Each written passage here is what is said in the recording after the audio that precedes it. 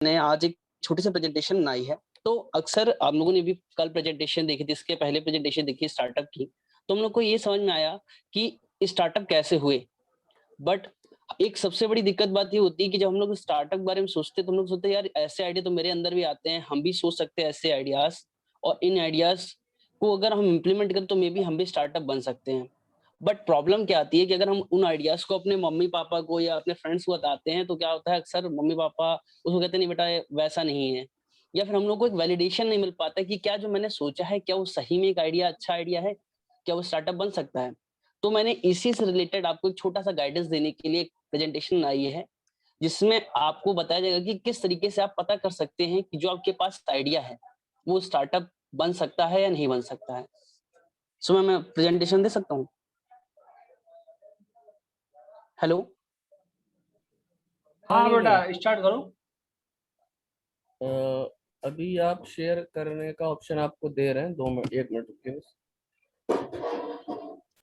Nilesh. Yes sir. हाँ Nilesh, yes sir. अभी आपको शेयर का ऑप्शन दे रहे हैं, पीपीटी शेयर करेंगे? Yes sir. ठीक है, रुकिए।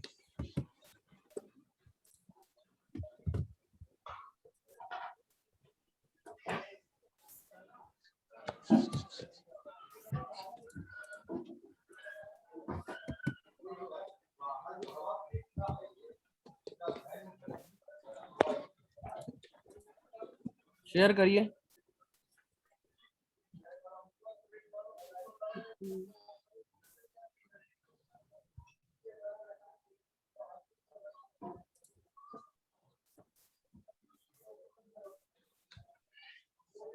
हाँ नीलेश शेयर करिए।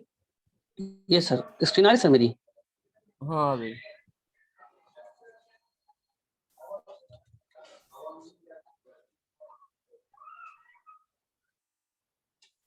सो फ्रेंड्स, जो ये प्रेजेंटेशन है इसको मैंने बहुत ही लाइट और सिंपल बनाने की कोशिश की, ताकि मैं इसमें आपको समझाना चाहता हूँ कि जो इम्पोर्टेंट चीज जो मैंने कॉलेज में रह के 4 साल में डिस्कवर की है उसको आपको बताना चाहता हूँ, क्योंकि आने वाले भी मेरे जैसे नहीं, मुझसे बेहतर और अच्छे अच्छे रिजल्ट पा सके। क्योंकि पहले शुरुआत में जब मैं कॉलेज में आया था तो मुझे भी कुछ नहीं पता था कैसे क्या करा जाता है, कैसे आगे निकला जाता है। कि कॉलेज में केवल में नहीं रुक करके केवल कॉलेज की थ्योरी बुक्स ही नहीं, साथ ही साथ प्रैक्टिकल लाइफ में कैसे और एडवेंचर करे जा सकते हैं। तो मेरी पीपीटी का टॉपिक है importance of hackathon in engineering. आपने अभी कुछ दिन पहले कोड इन कैंपस की वर्कशॉप हुई थी, उसमें बताया गया था कि हैकेथॉन्स करवाएंगे। तो हैकेथॉन्स के बारे में आपको मैं सब थोड़ा सिंपल बताना चाहता हूँ कि जो इंजीनियरिंग स्टूडेंट होते हैं उनके लिए कंपटीशन वर्ल्ड वाइड और नेशनल वाइड और साथ ही साथ स्टेट में भी कंपटीशन गवर्नमेंट करवाती है, ताकि इंजीनियरिंग स्टूडेंट को प्रैक्टिकल लाइफ की प्रॉब्लम को सॉल्व करना आ जाए। साथ ही साथ बहुत से बच्चे होते हैं जो क्या होता है कि उन्होंने प्रोग्रामिंग सीखी है या उन्होंने वेब डेवलपमेंट सीखा है, और वर्ल्ड रियल लाइफ जैसा भी हम लोगों ने अभी देखा है कि इस टाइम कोविड का बहुत दिक्कत आ गई, लोगों को पता नहीं चल पा रहा है कहाँ कौन सी इन्फॉर्मेशन सही है। बहुत सारे नंबर व्हाट्सएप में स्ट्रोल कर रहे हैं कि वो बेड या ऑक्सीजन दिला सकते हैं, बट जब उनको कांटेक्ट करें तो गलत है। तो इस टाइम बहुत दिक्कत आई इस चीज को सही आने के लिए। इसीलिए क्या हुआ, आईआईटी कानपुर ने एक वेब पेज बनाया जिसमें आपको सही इन्फॉर्मेशन मिल सकती है। सिमिलरली इसी तरीके का अगर किसी को वेब डेवलपमेंट आता है और इस तरीके की आइडियाज पर अगर वो वर्क करेगा तो उसका एक अच्छा सा प्रोजेक्ट बन सकता है। और साथ ही साथ ये प्रोजेक्ट केवल एक प्रोजेक्ट ही नहीं है, साथ ही साथ ये आपको एक जॉब रोल में बहुत अच्छा मदद करेगा, क्योंकि आप इससे सोसाइटी की जो बहुत बड़ी दिक्कत है उसको आप हल कर ले रहे हैं। तो मैं अपनी पीपीटी स्टार्ट करता हूँ। स्टार्ट हो गया। Importance of hackathon in engineering. तो हैकेथॉन क्यों जरूरी है? थ्योरी और प्रैक्टिकल के बीच में रिलेशन बनाने के लिए। हैकेथॉन उनके लिए नहीं है जो फर्स्ट ईयर में हैं, जो शुरुआत में भी स्टार्ट करे, सोचे अभी से हैकेथॉन में पार्टिसिपेट कर सकते हैं हम, लेकिन उनके लिए मुश्किल रहेगा। लेकिन जो लोग जिन्होंने अपने थ्योरी बहुत अच्छे से पढ़ ली है और उनके अंदर कुछ प्रैक्टिकल टूल्स की नॉलेज, जैसे मैकेनिकल में डिजाइनिंग के और सीएस में ऐप और वेब डेवलपमेंट के, ऐसे बहुत सारे कोर्स होते हैं जिनके बारे में लोगों ने थोड़ी बहुत नॉलेज कर ली है, तो वो थ्योरी को पढ़ के सीखी हुई नॉलेज से प्रैक्टिकल लाइफ में इंप्लीमेंट कर सकते हैं। तो इसलिए इसके बीच में कॉम्बिनेशन बनाने के लिए ही हैकेथॉन करवाई जाती है। हैकेथॉन होता क्या है? हैकेथॉन का गोल होता है कि कोई फंक्शनल सॉफ्टवेयर या हार्डवेयर बनाना उस इवेंट के एंड में, जो कि उसमें एक पर्टिकुलर आपको एक स्टेटमेंट मिलता है कि आपको एक पर्टिकुलर प्रोजेक्ट बनाना है इस फील्ड से रिलेटेड, या कोई एक प्रॉब्लम आ रही है उस पर एक आपको एक सॉल्यूशन बनाना है, और सभी बच्चे मिल करके टीम्स वाइज बढ़ जाते हैं और उसका उस कंपटीशन में पार्टिसिपेट करते हैं ताकि वो उस प्रोजेक्ट को बना सकें। और एंड में जाकर के जिसका प्रोजेक्ट फंक्शनल और सबसे एक्यूरेट होता है, उसको उस हैकाथॉन से रिलेटेड या तो प्राइज मिल सकता है, मे बी स्टार्टअप के लिए वेंचर मिल सकता है। बहुत बार तो गवर्नमेंट में उन्हीं बच्चों को जॉब मिल जाती है, गवर्नमेंट जॉब मिल जाती है। हैकाथॉन्स इतने ज्यादा पावरफुल हो सकते हैं। तो अब मैं आपको कुछ हैकाथॉन के बारे में बताता हूँ। तो सबसे पहले जो हैकाथॉन है जनवरी और अप्रैल के बीच में आता है, नहीं अगर आपको कभी पार्टिसिपेट करना हो तो आप जनवरी अप्रैल के बीच में सर्च करके इसको देख सकते हैं। और वो है स्मार्ट इंडिया हैकाथॉन। इसका अक्सर लोगों ने नाम सुना होगा। स्मार्ट इंडिया हैकाथॉन हमारे नरेंद्र मोदी जी की तरफ से एक सोचा एक भैया एक बहुत अच्छा सा विचार है। उन्होंने इसको जब उन्होंने स्टार्ट किया था, जब उनकी सरकार ने, तो उन्होंने तब से स्टार्ट किया कि कैसे इंजीनियरिंग और अदर ब्रांच के स्टूडेंट को साथ मिलाया जाए और इंडिया की जो प्रॉब्लम है, बहुत सारी सोसाइटी की प्रॉब्लम है, उनको हल कर सकें। तो इसके लिए स्मार्ट इंडिया हैकाथॉन कराई जाती है। ये 4 लेवल में होती है। पहले जोनल लेवल होता है, फिर स्टेट लेवल होता है, फिर सेंटर लेवल और फिर इसके बाद नेशनल लेवल। इस तरीके से ये कॉम्पिटिशन कराया जाता है। इसको आप देख सकते हैं कि जनवरी से अप्रैल के बीच में आता है। यानी अगर आपको कभी इसमें पार्टिसिपेट करना हो तो इसके बारे में इनकी वेबसाइट में जाकर आप सर्च कर सकते हैं। सेकंड जो हैकाथॉन होती है नवंबर और जनवरी के बीच में होती है। ये बीच में इसका फॉर्म आते हैं और ये है Tata crucible hackathon. Tata crucible hackathon बहुत ही फेमस हैकाथॉन है। अगर आपने इसमें पार्टिसिपेट भी किया और आपके रिज्यूम में इसका पार्टिसिपेशन सर्टिफिकेट है, तो एक कंपनी को पता चल जाएगा कि आप प्रैक्टिकल की ओर दौड़ने वाले लोग हैं, ना कि थ्योरी ही पढ़ रहे हैं।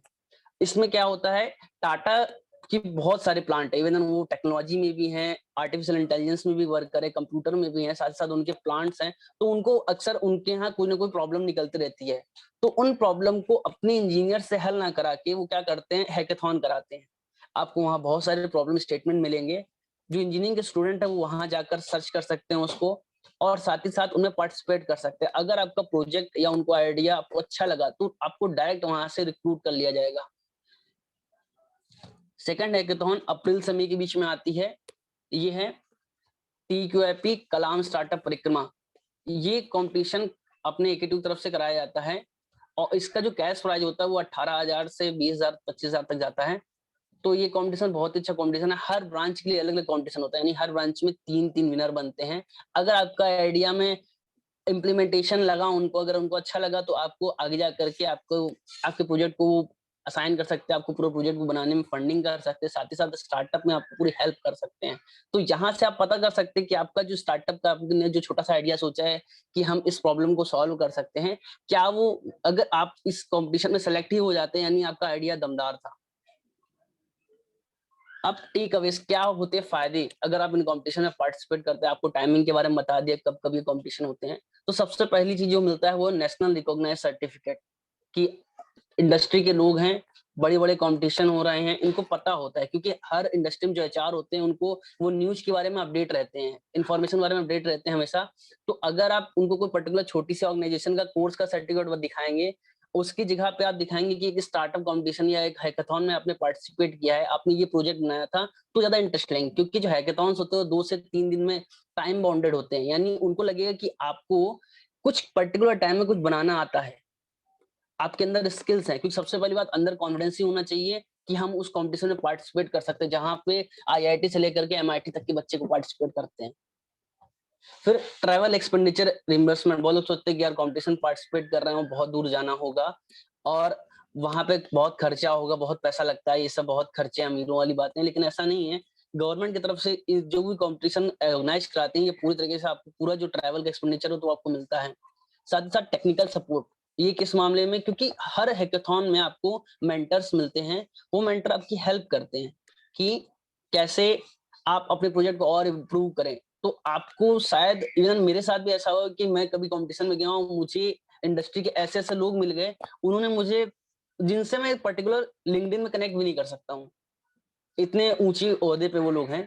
तो इस तरीके से आपको बहुत अच्छे अच्छे लिंकेज बन सकते हैं। गाइडेंस गाइडेंस आपको आपकी कम्युनिकेशन स्किल से लेकर के आपकी हैबिट्स, साथ ही साथ आपको आपकी जो भी प्रॉब्लम्स है उनको आपको सामने बताएंगे। ऐसा नहीं होगा कि वो आपको आपकी कमियों से दूर रखें, जैसा अक्सर हम लोग कॉलेज में या फिर घर में होता है कि हम लोग अपनी कमियां छुपाने लग जाते हैं।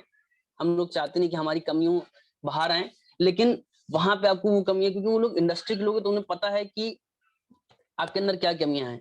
साथ ही साथ कम्युनिकेशन स्किल का इम्प्रूवमेंट, जब आप इतने बड़े कंपटीशन में जाते हैं तो आपको बार बार बहुत सारे लोग आते हैं, उनको आपको अपना आइडिया एक्सप्लेन करना होता है, साथ ही साथ आखिर में आके प्रेजेंटेशन देनी होती है, तो उससे आपकी कम्युनिकेशन स्किल बहुत अच्छे लेवल की हो जाती है अगर आप लगातार पार्टिसिपेट करते रहेंगे। और साथ साथ कनेक्शन, जितने ज्यादा आप पार्टिसिपेट करेंगे उतने ज्यादा कनेक्शन बनते आएंगे आपके, जैसे कि आपके स्टूडेंट्स में फ्रेंड्स बन सकते हैं, वहाँ के ऑर्गेनाइजिंग कमेटी में फ्रेंड्स बन सकते हैं, आप उनसे बात कर सकते हैं, उनसे इन्फॉर्मेशन ले सकते हैं। और जो ये कनेक्शन होंगे आपके, ये टेक्निकल कनेक्शन होंगे, एक प्रोफेशनल कनेक्शन होंगे, ना कि कोई फेसबुक या लिंक्डइन की रिक्वेस्ट की तरह। साथ ही साथ मैं आपको दिखाना चाहूंगा, अगर बाय द चांस आपका आइडिया अच्छा रहा और आपके साथ लक आपका साथ दिया, तो आप विनर बन सकते हैं। जैसे टाटा क्रूसिबल हैकेथॉन का जो ग्रांड प्राइज होता है वो 1 लाख रुपए होता है, यानी 1 लाख रुपए बहुत बड़ा अमाउंट है। एक हैकेथॉन जिसमें कुछ भी रुपए नहीं लगने हैं, केवल हमें अपना आइडिया और उसको इम्प्लीमेंटेशन करने की हिम्मत हमारे अंदर है, हम पार्टिसिपेट कर सकते हैं। अगर आपके साथ आपका सपोर्ट, आपकी टीम बहुत अच्छी रही, तो आपको अच्छा प्राइज मिल सकता है। ये स्मार्ट इंडिया हैकेथॉन की सेकंड पिक्चर है, जिसमें प्राइज होता है 2 लाख से लेकर 3 लाख रुपए तक का, यानी आपने अगर नेशनल लेवल में विनर बनते हैं आप, तो आपको 2 लाख से 3 लाख रुपए मिलता है। साथ ही साथ ये पैसा बहुत इंपॉर्टेंट होता है एक स्टूडेंट के लिए, क्योंकि आपने कभी कोई डिजाइन बनाते हैं, आपको अपने कंप्यूटर में कम लग रहा है, आपको कोई रेस्पबेरी पाई चाहिए कोई ऐसा प्रोजेक्ट बनाने के लिए जो आपको घर वाले या फिर आप अपने एक्सपेंडिचर से नहीं निकाल सकते हैं, लेकिन अगर इन हैकेथॉन में, इन कॉम्पिटिशन में आप पार्टिसिपेट करते हैं, तो कुछ ना कुछ तो आपको मिलता है एंड में जाकर के, जिससे आप अपने पास पैसे से इंडिपेंडेंट बन जाएंगे। अब कैसे इंफॉर्मेशन मिले, अगर आप अपडेट रहना चाहते हैं, तो एक छोटे सी ऐप है, उसका नाम है डे टू कम्पिटिट। यहाँ से मैंने सीखा है, यहाँ पे बहुत सारे कंपटीशन होते रहते हैं, वर्ल्ड लेवल में जितने भी कंपटीशन होंगे उसके बारे में आपको इन्फॉर्मेशन मिल जाती है।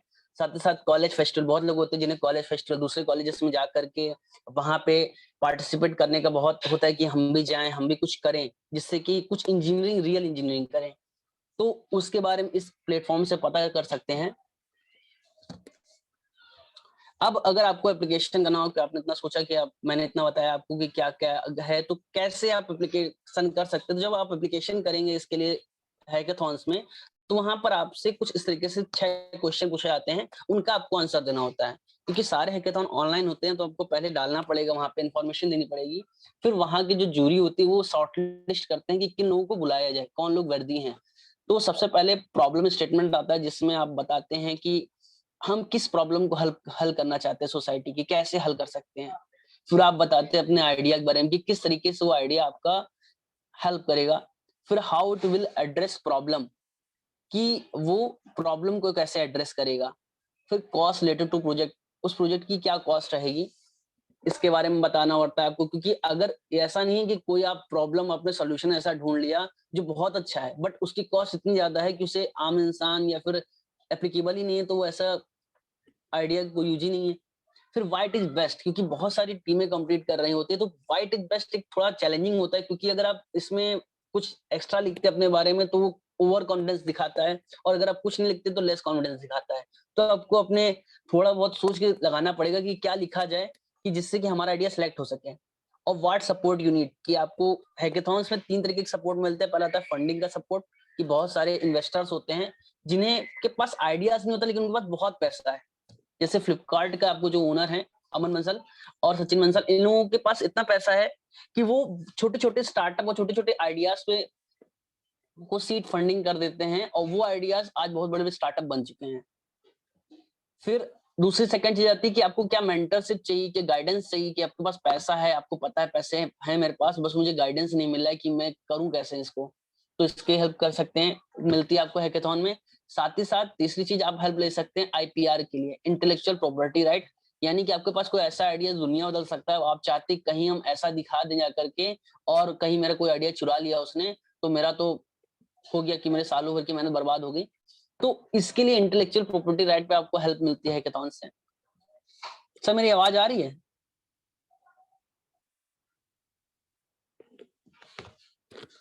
हाँ, हेलो, आवाज आ रही है आपकी, आ रही है। Yes sir, yes sir. So अब आप लोगों ने इतना सुना कि देखो मैंने आपको बताया हैकेथॉन्स के बारे में। अब मैं थोड़ा अपने बारे में बताना चाहूंगा कि देखिए मेरा नाम है नीलेश गुप्ता, मैं बीटेक मैकेनिकल फाइनल ईयर का स्टूडेंट हूँ। पिछले साल जो आपका आदित्य 2019 कंपटीशन हुआ था, उसके टेक्निकल कंपटीशन में 5 अवार्ड मैंने जीते थे, वो भी टेक्निकल कॉम्पिटिशन्स में। तो हाँ, इसी वजह से जीते क्योंकि मैंने इतने 3 साल के शुरुआत के first year, second year, third year में बहुत कंपटीशन में पार्टिसिपेट किया, जिससे मेरी स्किल्स बहुत इंप्रूव होती चली गई कि मुझे पता है कि किस कंपटीशन को कैसे जीता जा सकता है, विन कर सकते हैं। फिर कुछ मेरे पार्टिसिपेशन है जो कि बहुत ही रिनोन लेवल के हैं, जैसे कि संसाधन हैकाथॉन में मैंने 5th रैंक ली थी, इक्विटी स्टार्टअप कंपटीशन में 2nd रैंक लाया था, कोविड आइडियाथॉन जो भी कोविड-19 के टाइम चली थी, जिसमें आपको एक आइडिया देना था जिससे आप मास्क और कैसे उनको इम्प्रूव कर सकते हैं, कैसे मास्क जो गंदे होते जा रहे हैं इनको कैसे हेल्प कर सकते हैं, तो मैंने अपना आइडिया था, इससे भी फाइनल 10 में सिलेक्शन हो सका। विनर नहीं बन सके बट पार्टिसिपेशन ज्यादा इंपॉर्टेंट होता है। फिर यूएनडीपी सनम एसडीजी, ये सस्टेनेबल डेवलपमेंट और ग्रीन बिल्डिंग पे कंपटीशन था, इसमें मुझे टॉप 20 में सिलेक्ट करा गया एशिया में, तो बहुत बड़ी बात है। और सहायक हैकाथॉन जो कि यूपीएस देहरादून एक सबसे यूनाइटेड पेट्रोलियम का इंस्टीट्यूट है सबसे बड़ा इंडिया में, उसमें मेरे को सहायक हैकाथॉन उन्होंने कराई थी, उसमें मुझे टॉप 10 के अंदर आके आने का मौका मिला। तो मेरे लिए मतलब बहुत ही एक्सपीरियंस चीजों में है, अगर आपको कभी हो कि आपको हमें पार्टिसिपेट करना है, हमें भी कुछ करना है, हमारे पास भी कोई आइडिया है, हमें भी सॉल्व करना है, सोसाइटी को सही से हेल्प करना है, तो आप हमसे कांटेक्ट कर सकते हैं। अब मैं आपको प्रेजेंटेशन एक छोटे से दिखाना चाहता हूँ कि कैसे आइडिया सेलेक्ट होते हैं, आपको थोड़ा सा खबर मिल जाएगी, थोड़ा पता चल जाएगा कि कैसे आइडिया सेलेक्ट होते हैं। तो ये मेरा आइडिया जो है ये यूएनडीपी में सेलेक्ट हुआ था टॉप 20 एशिया में, तो ये था unmanned waste collector and separator robot. इसकी प्रेजेंटेशन मैंने आपको साथ में दिखाई है ताकि आपको थोड़ा और पता चले कि कैसे आपको प्रेजेंटेशन देनी, क्योंकि प्रेजेंटेशन के टाइम आपको वहां पर जो प्रेजेंटेशन आप दिखाते हैं, सेंड करते हैं उनको, पहले वो उस पीपीटी से शॉर्टलिस्ट करते हैं कि क्या ये आइडियाज वर्दी है या नहीं वर्दी, तो आपको उसके बारे में सही तरीके से एक्सप्लेन करना पड़ेगा उस प्रॉब्लम को। तो सबसे पहले हम लोग बताते हैं प्रॉब्लम स्टेटमेंट के बारे में। तो इसमें प्रॉब्लम स्टेटमेंट क्या है आपको स्क्रीन में दिख रहा होगा, तो है कि आप लोगों ने देखा होगा अक्सर कि इस टाइम कोरोना चल रहा है, लोग मास्क यूज कर रहे हैं, पॉलीथीन यूज कर रहे हैं, अक्सर बीचेस में जाते हैं, और वेस्टर्न कंट्रीज में और ऐसी कंट्रीज जहाँ पे बहुत ज्यादा एक एनवायरनमेंट के लिए जागरूकता है, वहां पर क्या है, वहां पे प्लास्टिक और ये सब बैन रहता है, पॉलीथीन, बट इंडिया में क्या है उतना ज्यादा नहीं है, और ओशन करंट हर जगह बहती है, यानी एक जगह कचरा दूसरे देश में पहुंच सकता है और दूसरे देश का कचरा इस देश में आ सकता है, तो सबको जानते हैं।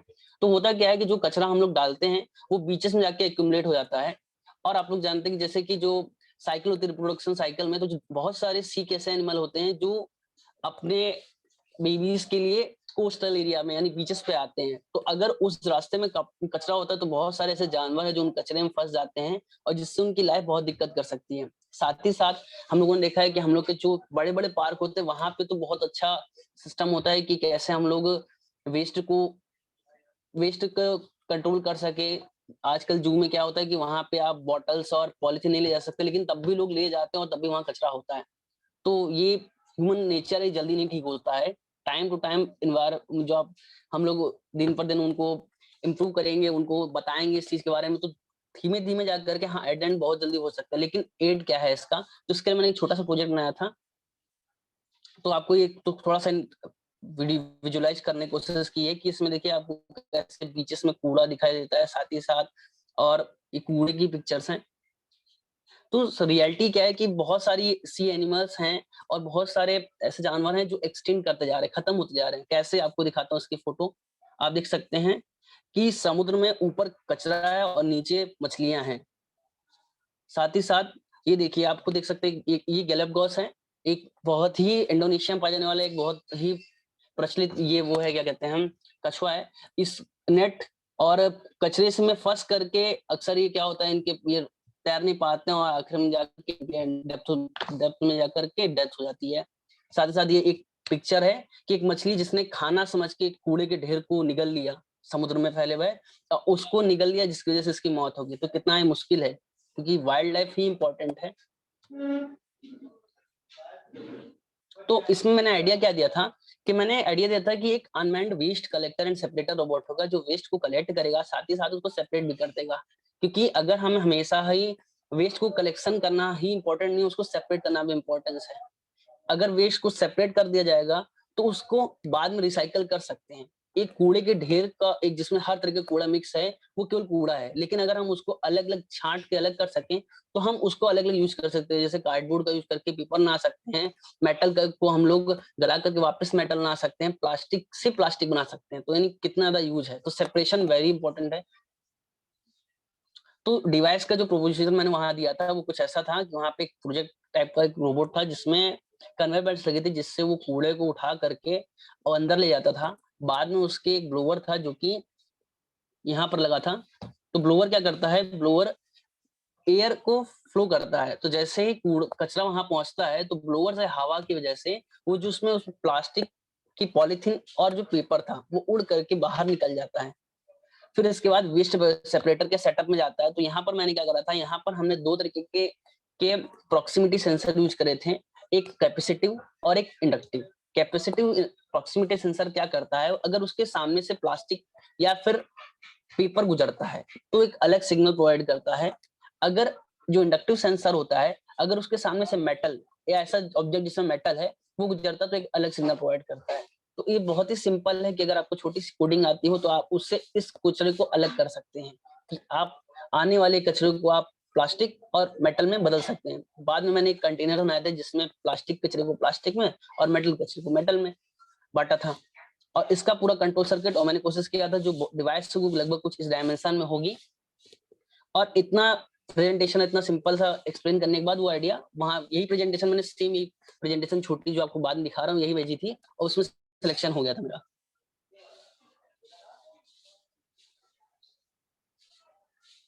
तो ये रही मेरी प्रेजेंटेशन। मैंने आपको हैकेथॉन की इम्पोर्टेंस, कब कौन से हैकेथॉन आते हैं, कहाँ से आपको इन्फॉर्मेशन मिल सकती है, साथ ही साथ एक छोटा सा अपना प्रेजेंटेशन दिखाया कि किस तरीके के प्रोजेक्ट जो सही में किसी प्रॉब्लम को सॉल्व करते हैं उसके बारे में बताया है।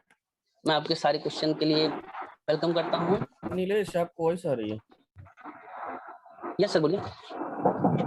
थोड़ा आप यहाँ पर कुछ और बच्चों को, या अपने जो भी जूनियर हैं, आपके साथ के लोग हैं, आप थोड़ा गाइड करिए कि अभी जो हम लोग का स्टार्टअप और एंटरप्रेन्योरशिप सेल है, इसमें हम लोग आगे और क्या क्या किया जा सकता है, इसको और बढ़ाने के लिए कॉलेज में लोग इसमें और इन्वॉल्व हों, प्रेजेंटेशन दें, कुछ आइडिया शेयर करें। आगे हम लोग इसमें वीकली जो हम लोग इवेंट करा रहे हैं, इसमें हम लोग यस वीकली सर। और क्या क्या कर सकते हैं, बच्चों को बताइए।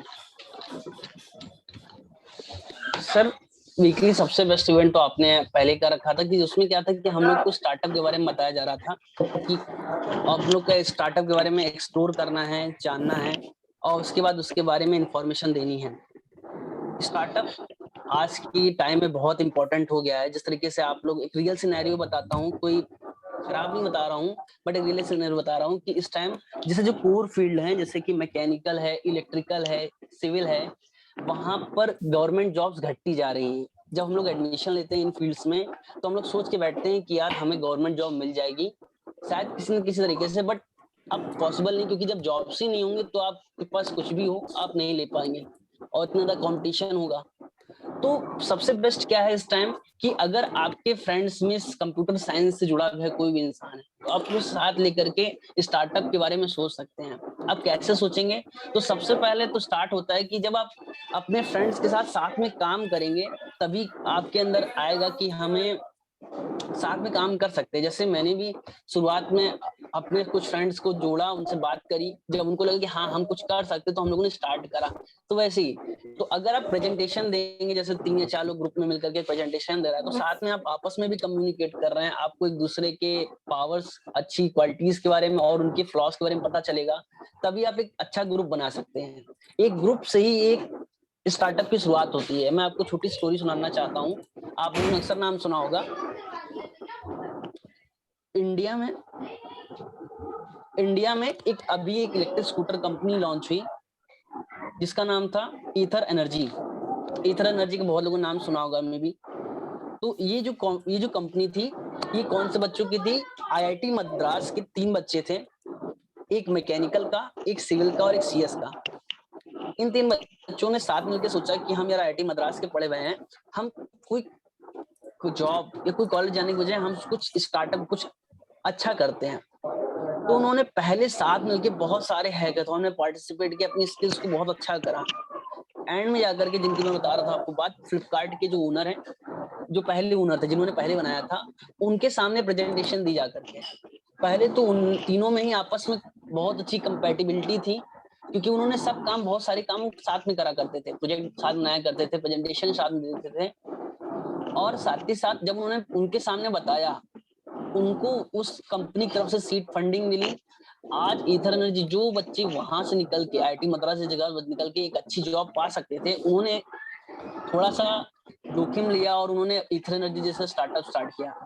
विद इन लॉकडाउन उन्होंने पिछले 1 साल में उन 3 बच्चों ने, ज्यादा उनकी उम्र 20 से 21 साल होगी, उन लोगों ने 3 फैक्ट्री चालू कर दी है। और वेस्ट साइड, सॉरी, इंडिया के साउथ साइड में उनकी बहुत सारे, हर बड़े बड़े शहरों में आउटलेट्स हैं। इवन कानपुर में भी अभी उनका आउटलेट खुलने जा रहा है। तो आप समझ सकते हैं कि अगर आप साथ में कुछ भी कंपटीशन में पार्टिसिपेट करते हैं, तो आपके अंदर सबसे जो जरूरी चीज आती है, वो आती है एक दूसरे से कंपैटिबिलिटी। जब तक कंपैटिबिलिटी नहीं, तब तक आप हैकेथॉन जैसे इवेंट में पार्टिसिपेट नहीं कर सकते हैं। और जब कंपैटिबिलिटी आ जाएगी, तो आप शायद पहली बार ना जीते, दूसरी बार ना जीते, लेकिन जिस दिन आप कुछ करते हैं अच्छा, तो आपको हमेशा नॉन्स मिलता है। तो ये मैं कहना चाहता हूँ। साथ ही साथ अगर आप लोग, अगर और आप बेटा लोग को और स्टूडेंट, भी अगर कुछ आप इन्फॉर्मेशन लोगों में चाहिए, कोई कुछ बोलना चाहता है, कुछ बताना चाहता है, तो अपना हैंड रेज करके उसको अनम्यूट कर दिया जाएगा। कुछ पूछना चाहता है कुछ, दीपिका मैम आगे कंटिन्यू कराइए। किसी को कोई भी क्वेरी है या फिर कोई अपना कोई आइडिया अगर शेयर करना चाहता है, तो वो हैंड रेज कर सकता है, उसको अनम्यूट कर दिया जाएगा। And by the way, well done Nilesh, काफी अच्छा प्रेजेंटेशन दिया आपने। और कोई ऐसा जिसको कोई क्वेरी हो? प्रेम शंकर सर, प्रेम शंकर को अनम्यूट कर दीजिए। Excuse me, sir. Sir, I want to ask you a question. Sir, how to prepare for a hackathon? Sir, how can I prepare? और सर नीलेश को भी अनम्यूट कर दीजिए। ये सर आवाज आ रही है? तो prepare for hackathon, Prem Shankar, देखो सबसे फर्स्ट इंपॉर्टेंट जो चीज है कि हैकेथॉन के लिए कोई प्रिपेयर नहीं होता है। आपको हैकेथॉन के बारे में पता चलता है जैसे ही, जैसे आपको प्लेटफॉर्म आता है डेयर टू कम्पीट में, वहां पे आपको ज्वाइन होना है।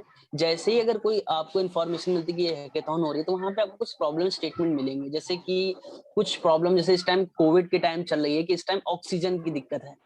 तो अब आपको पता है कि इंडस्ट्री में ऑक्सीजन केवल इस्पात बनाने वाली, जहां पे मेटल कवर होता है वहां पे होता है, लेकिन ऐसे बहुत सारी इंडस्ट्री जहां पर नाइट्रोजन और बहुत सारी गैसेस बनाई जाती हैं। तो प्रॉब्लम स्टेटमेंट ऐसा हो सकता है कि क्या ऐसी टेक्नोलॉजी लगाई जाए, क्या ऐसा इक्विपमेंट एक्स्ट्रा ऐड कर दिया जाए कि एक कोई नाइट्रोजन का प्लांट ऑक्सीजन बना सके। इस तरीके के प्रॉब्लम स्टेटमेंट आते हैं, आपको उसको इन डेप्थ पढ़ना पड़ेगा। फिर आपने जो सीखा है इतने सालों में इंजीनियरिंग में, उसको इम्प्लीमेंट करके आप उस प्रॉब्लम को सॉल्व करते हैं। और साथ ही साथ आपको प्रेजेंटेशन देनी रहेंगी और बहुत सारे कंपटीशन देते रहने रहेंगे, ताकि आपकी स्किल्स दिन पर दिन इंप्रूव करते जाएं। क्योंकि मेन जो गेम है वो है आपके कितना इजी आप आइडिया समझा सकते सामने वाले को।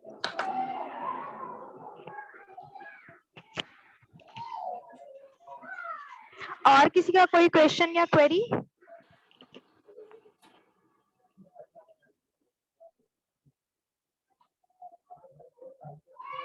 नेक्स्ट वीक दीपिका मैडम कौन बच्चा क्या करने वाला है?